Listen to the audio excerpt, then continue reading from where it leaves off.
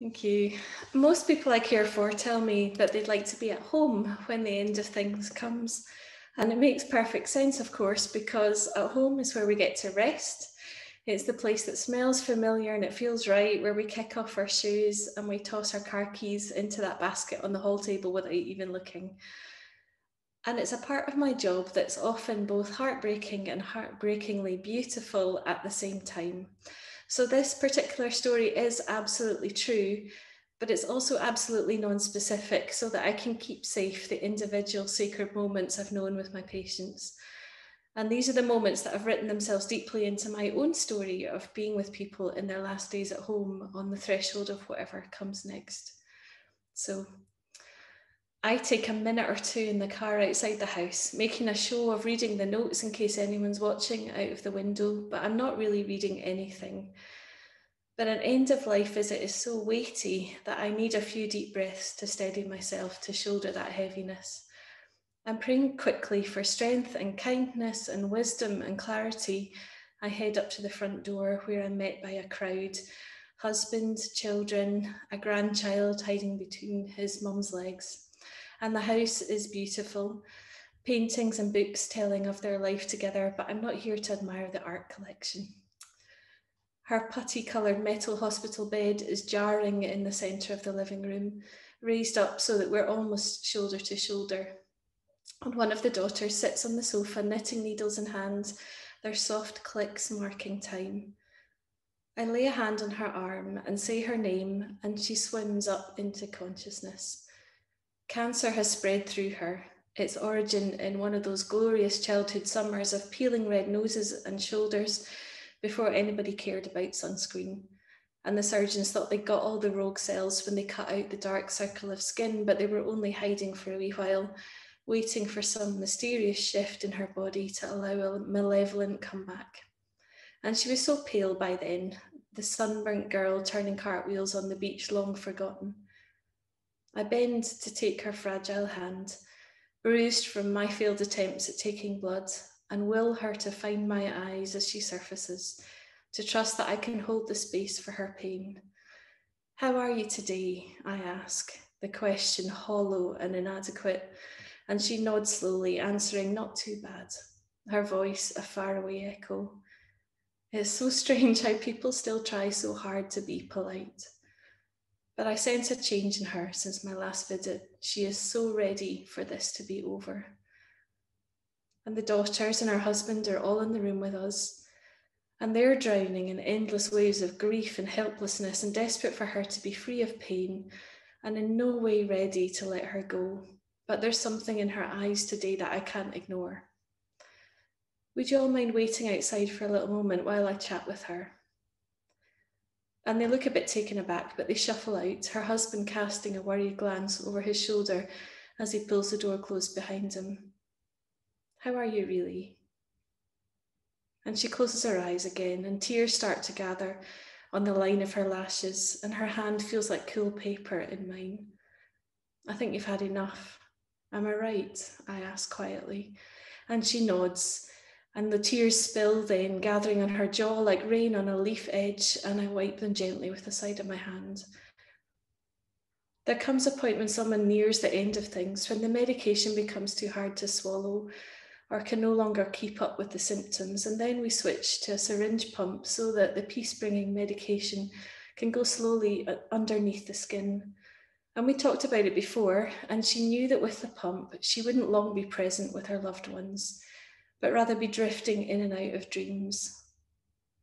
Do you feel it's time?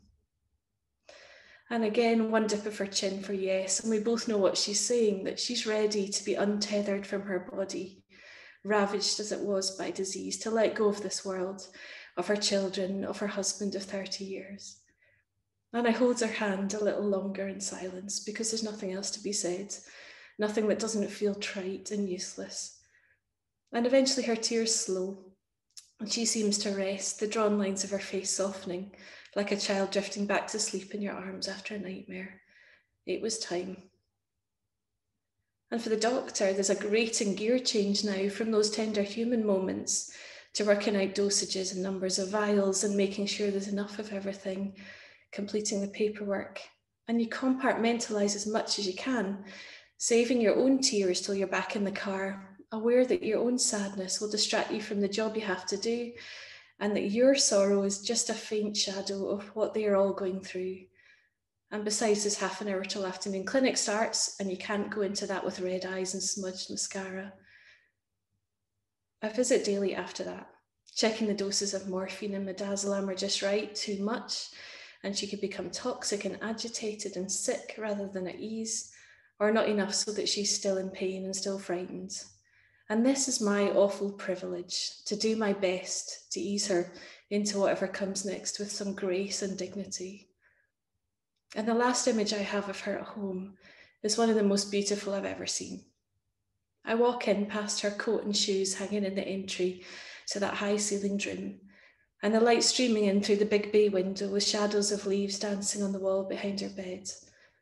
One daughter's resting on the couch with that sleeping toddler in her arms.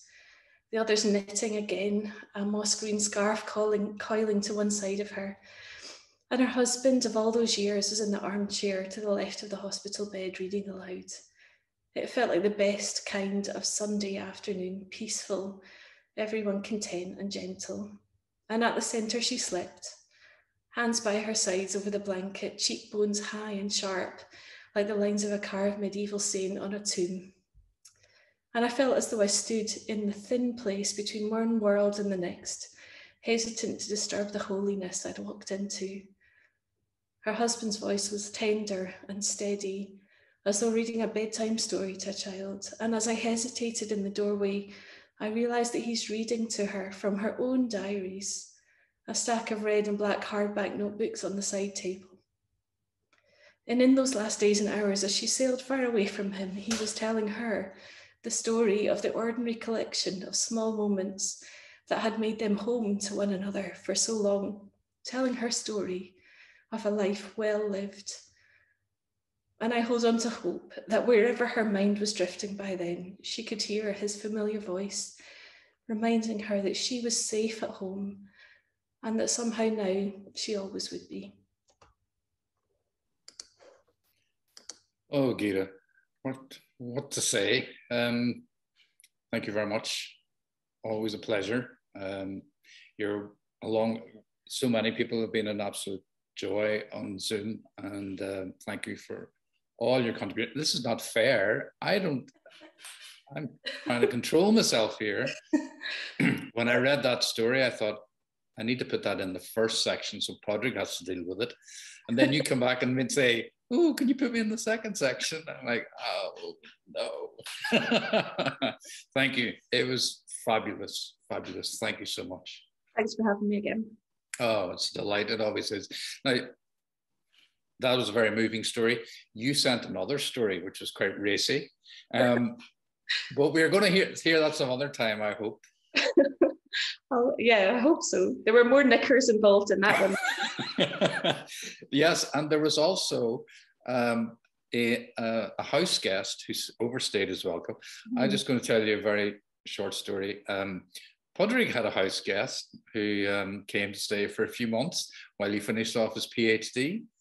20 months later, he left. 20 months, 20. So people think that I don't think people realize what I have to suffer with Padraig. But Gyda, always a pleasure. Thank you so much. Any of you who, if you go to our podcast, actually, you'll find quite a few contributions from Gyda there, dating back to summer of 2020 when we went on to Zoom.